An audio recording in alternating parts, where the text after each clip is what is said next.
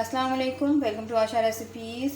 बेसन मसाला French fries की बहुत ही मज़ेदार और ऑल टाइम फेवरेट रेसिपी देने जा रही हूँ आपको। आइए देखते हैं इसे हमने कैसे तैयार किया है। शुरू करते हैं बिस्मिल्लाहिर्रहमानिर्रहीम से। बहुत ही मज़ेदार से बेसन वाले फ़्रेंच फ्राइज़ की रेसिपी देने जा रही हूँ आपको। 3 मैंने बड़े साइज़ के आलू लिए थे, इनको मैंने ड्रेन कर लिया पानी को अच्छी तरह से। नमक वाले पानी में मैंने इसको डिप करके रखा हुआ था। साथ ही इसमें बेसन डाल दें।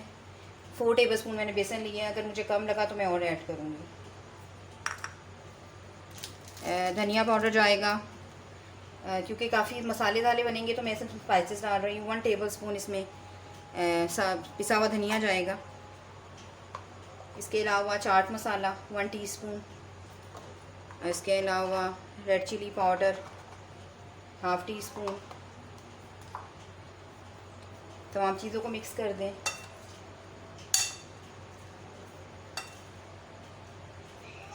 थोड़ा सा मैं काला नमक भी ऐड करूँगी।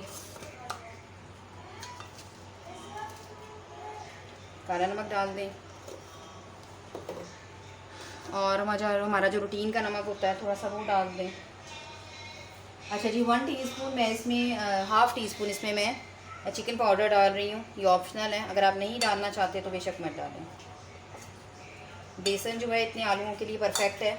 जो मसाला है सारा हमारा बेसन का और स्पाइसेस का सारा अच्छी तरह से चिपक जाना चाहिए आलूओं के साथ। तो इसको मैं मैरिनेशन के लिए रख देती हूँ तकरीबन को 10-15 मिनट के लिए। उसके बाद इसको फ्राई करते हैं, लेकिन उससे पहले मैं थोड़ा सा धनिया भी ऐड करूँगी और थोड़ा सा ऑरिगानो यूज़ करूँगी।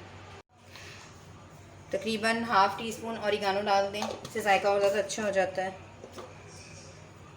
और धनिया डाल दें थोड़ा सा, खुशबू भी बहुत अच्छी हो जाती है, लुक भी बहुत अच्छी आ जाती है। आप देख सकते हैं बिल्कुल परफेक्ट हमारा मसाला तैयार हुआ है। बेसन अच्छी तरह से चिपक गया।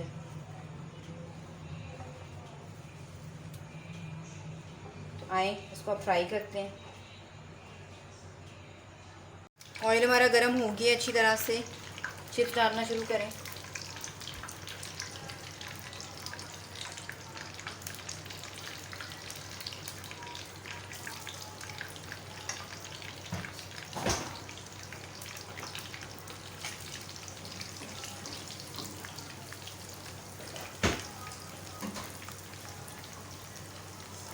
बहुत ही मज़ेदार से ये बेसन वाले फ़्रेंच फ्राइज़ होते हैं। ज़रूर बनाइएगा और फिर मुझे कमेंट में लिख के बताइएगा कि आपको मेरी रेसिपी कैसी लगी।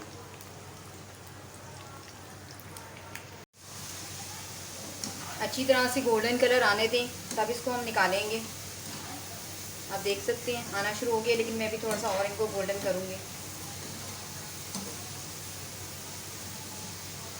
और ये ज़बरदस्त किस्म का जो है हमारा कलर रेडी हो गया है। बेसन मसाला फ़्रेंच फ्राइज़ भी कह सकते हैं आप इसको।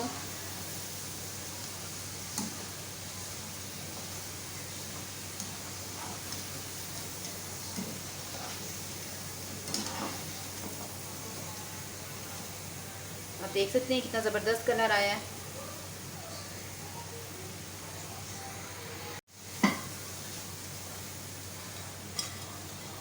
इसी तरह से निकाल लें,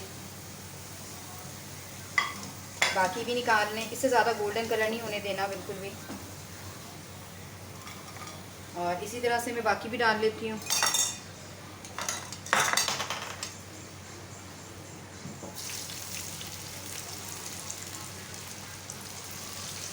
इनको अलग अलग कर दें फ़ौरन, स्टिकी नहीं होने चाहिए आपस में।